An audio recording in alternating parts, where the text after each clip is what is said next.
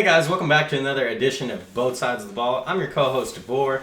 To my left, we got Joe. Floyd Flash, what up?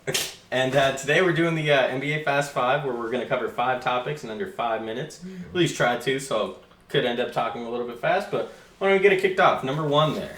Number 1. We're talking about Dwight Howard. So Dwight entered the 2020 dunk contest this year, which I love that. He was the 2008 dunk contest champ.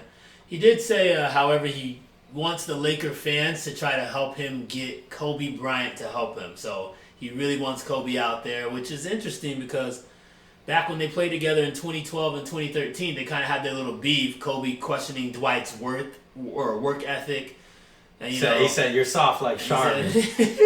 Soft like Charmin. I remember that. Dwight was soft like Charmin back then. Absolutely. Now he's good. But he's kind of won that Laker nation over again. And yeah, so Dwight's back in it. And yeah, he was the champion in 2017.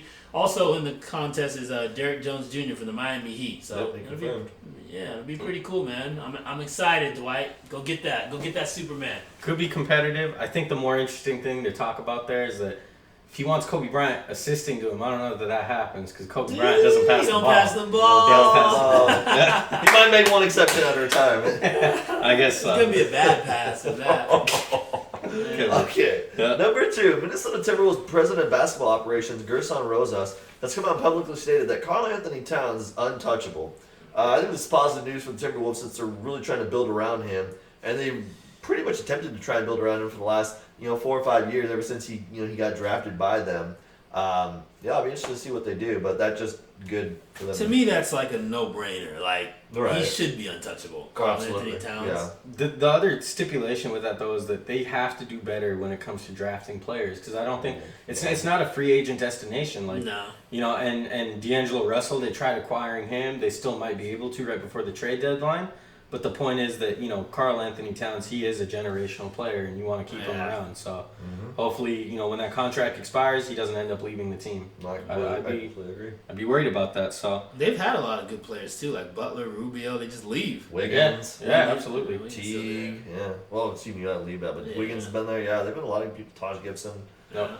So, I don't know. We'll have to see. Another guy that we're going to be talking about, topic number 3. I got the Z in my head here because we're talking about Zion Williamson. Oh, snap. You got the big Z in your forehead, man. Oh, big Z in your fro, man. What are you, the Black Zorro? snap. I don't think you and Zion got in common as your weight.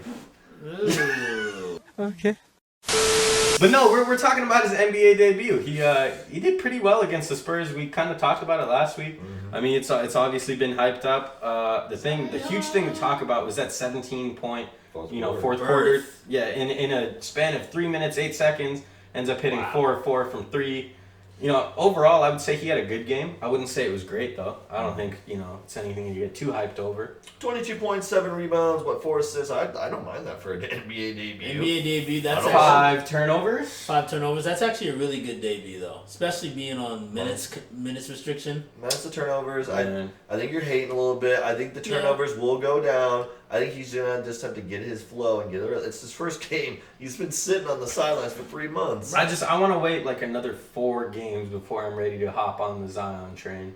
Sure. Because the thing is, like, he jumped up. He's second in Rookie of the Year voting. He's tied for second right now after 1 game. I don't agree with that. No, that's unfair to the whole rookie class and like everything that's going on. Put him right below John Moran as an insult.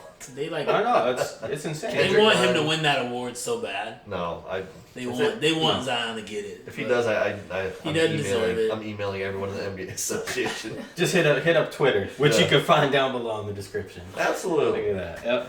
Anyways, number 4, Floyd, why don't you tell us about LBJ, the guy he gets compared to? LeBron. That's it. Zion. That's a good segue, man. I like that. Yeah. But so LeBron James is 18 points away from passing Kobe Bryant, 3rd all-time in scoring, which is crazy. It means only Karl Malone and Kareem Abdul-Jabbar will be ahead of him. He plays the Sixers on Saturday, so that's actually, probably the game he'll do it. Yep. Possibly Tuesday, but most likely Saturday. But shout out to LeBron, man. Averages 25.2. Kobe will be at that game. Kobe's from Philadelphia.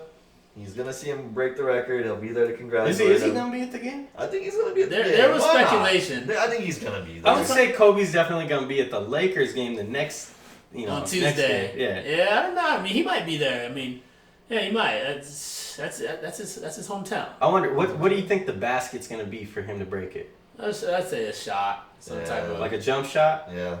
I'll go with 3. LeBron's Three? LeBron's been shooting that 3 Okay. ball real. What do you want to go with on this one? I'll go a fast break dunk. Ooh, Fast break dunk, huh? That's how he breaks the record. That's how he breaks it. Okay. It's just an emphatic way to break the record. I'm gonna go contact layup and one. Oh, it's Alright. specific too. Okay. Absolutely. So Cool. we're gonna have to see on that one. And then number 5, something we're gonna talk about. This actually just came out, but your boy Stephen Curry from the 2009 NBA draft stated that he actually wanted the Knicks franchise to draft him with the number 8 pick. He got drafted with the number 7 pick, and he was a little bit slept on. Like, Johnny Flynn was drafted right before him, Ricky Rubio. Oh, man.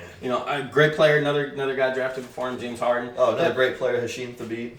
Not really. But yeah, I mean, it's an interesting draft class, and just kind of looking back at that, we have to ask ourselves, would he have impacted that Knicks, just the whole organization? Would they be a contender now, like if he had stayed with them like he is with the Warriors? I think it'd been different, yeah, because it'd been really interesting because then they were trying to acquire Carmelo Anthony. So you have Steph Curry and Carmelo Anthony. You think about that team already. They had J.R. Smith, Amon Shumpert, Amari Stoudemire, and Steph Curry and Carmelo. See, I just wonder, I don't know that he would have gotten maybe the same opportunity. When he came to the Warriors, it was Monte Ellis that he had to, come behind. Yep. And with the Knicks, it would have been Stephon Marbury, maybe. Jason Kidd. Jason Kidd was there, maybe. I can't remember who the point guard was. I don't remember who the point guard was, but in 2009, that's interesting. It wasn't Marbury, but I think it might have been Kidd. Very interesting. I don't know. I mean, that's some. I would want to look maybe a little bit closer at the rosters. It's funny because one of Steph Curry's first breakout big games in the NBA came when he dropped 54 points against the Knicks. So in the Garden, right? In the Garden. Yes. So it's like to see him in the Knicks uniform. Knicks have had so many close calls where they could have been good. They just close call after close call. Instead, they picked up your man Jordan Hill. Look how that turned out. Wow. Hey, they got Julius Randle. He's the savior of the franchise. Crickets. Don't at me. Crickets. I love it. But no, man, I don't know. Steph Curry, he's gonna be a Hall of Famer easily. I wonder what the difference would be between his career, and we could sit here and talk about it for hours, but unfortunately we are out of time for the NBA Fast 5, you guys. So make sure leave a comment down below. Who had the best red flannel on this episode? and yeah, we'll catch you guys on the next one.